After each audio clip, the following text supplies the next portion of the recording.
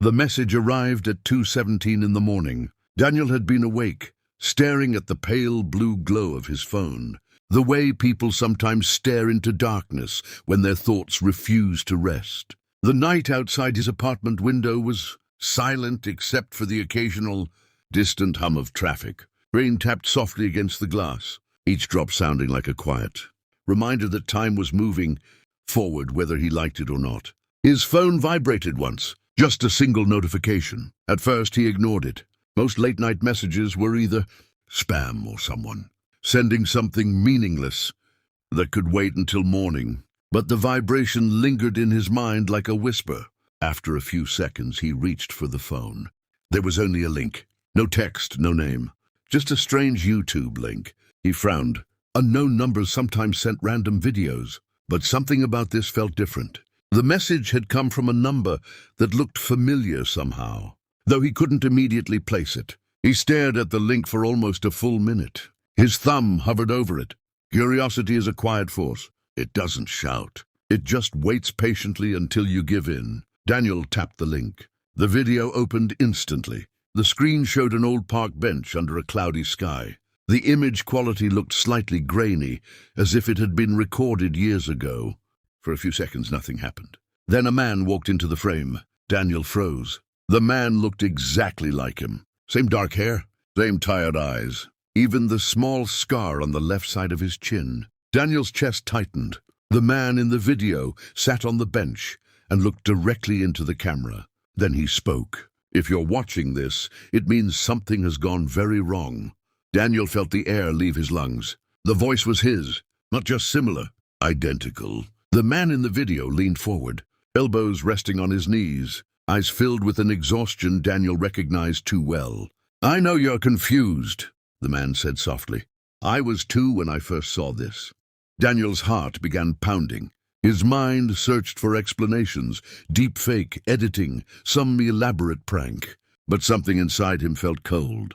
Because the way the man spoke felt personal, intimate, like someone who knew him completely. "You probably received this message late at night," the man continued. "You couldn't sleep? You kept thinking about the past." Daniel's fingers tightened around the phone. That was exactly what had been happening. The man sighed. "I don't know how much time you have before things start repeating again," Daniel whispered to himself. "What the hell is this?"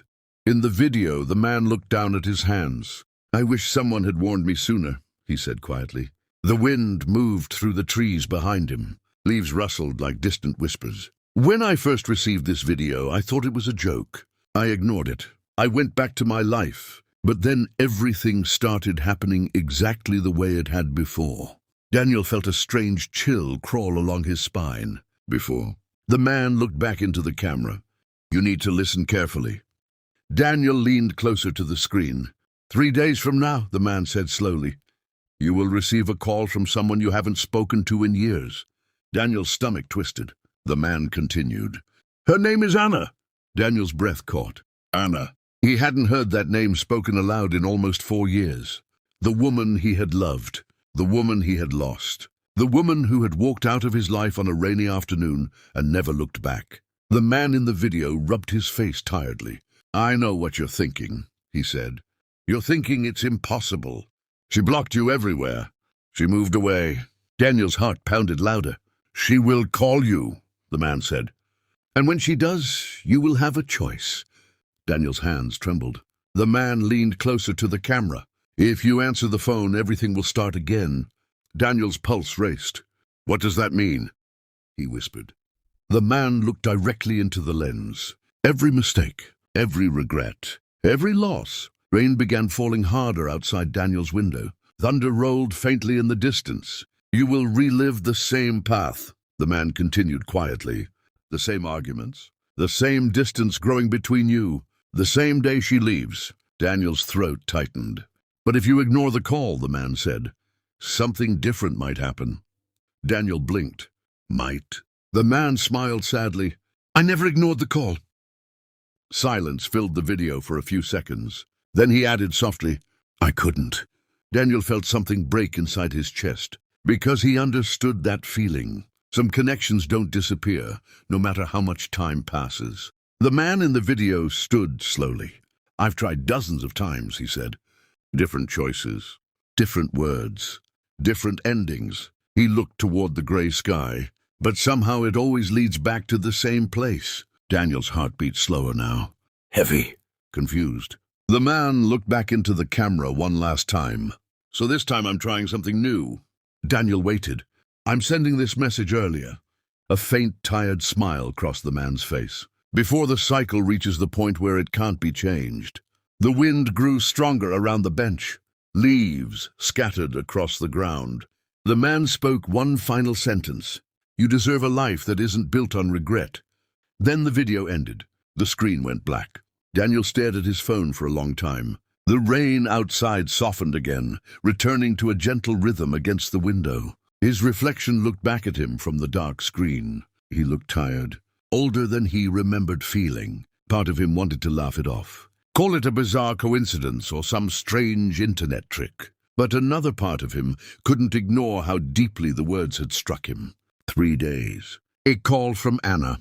He set the phone down on the table. The room felt unusually quiet. For the first time in years, Daniel slept without dreams. 3 days passed slowly. Every hour carried a quiet tension, like waiting for a storm that might never arrive. He went to work. He spoke to co-workers. He tried to act normal. But the video lingered in the back of his mind, like a shadow. On the 3rd day, at exactly 6:41 in the evening, his phone rang. Daniel's heart froze. The screen lit up.